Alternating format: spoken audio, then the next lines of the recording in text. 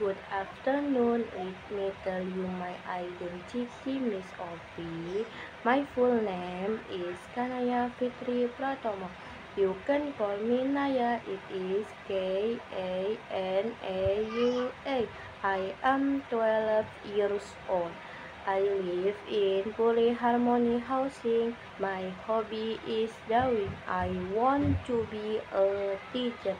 That's all about me. Thank you. See you. Bye bye.